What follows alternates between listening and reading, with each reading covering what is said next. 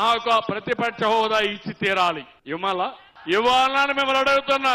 బెదిరిస్తే ఇవ్వాలని మిమ్మల్ని అడుగుతున్నా.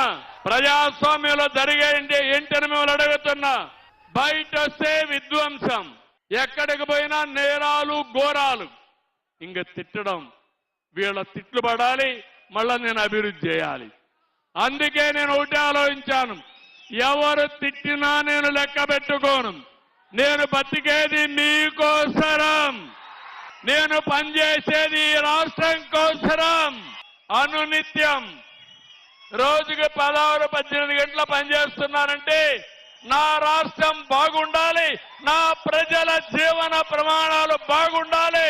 19-24 చీకటి రోజులు ఏం తమ్ముళ్ళు పనులైనాయా అని మిమ్మల్ని అడుగుతున్నా. ఆనాటి ముఖ్యమంత్రి 4,35,000 ఎకరాలు సాగుకొస్తుంది.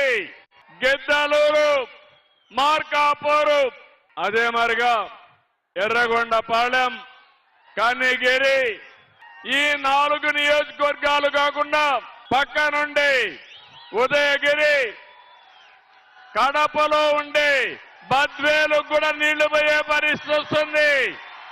అలాంటి ప్రాజెక్టు నేను గాని ముఖ్యమంత్రిగా ఉండుంటే 21లో మీకు నీళ్లు ఇచ్చేవాడిని.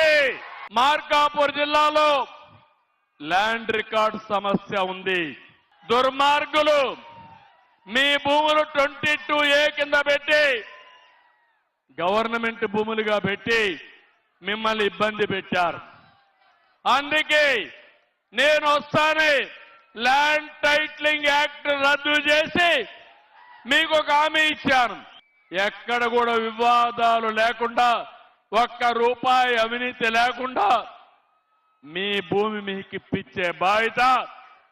ఆనాడు వేసుకునింది వాళ్ళ ఫోటో, నేను ఇచ్చేది రాజముద్రతో ఫోటో వేసి మీకు ఇస్తున్నా.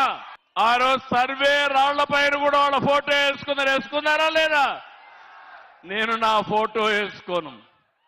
సర్వే రాళ్లుంటాయి, బ్లాక్ చైన్ టెక్నాలజీ పెడతా. ఎవడైనా తప్పు రికార్డు రాస్తే తాట తీస్తానని చెప్పి మరొక్కసారి మీ అందరికీ హామీ ఇస్తున్నా. ఇక అంతకు ముందు డోర్నలలోని గంటవానిపల్లె వద్ద వెలికొండ ప్రాజెక్టు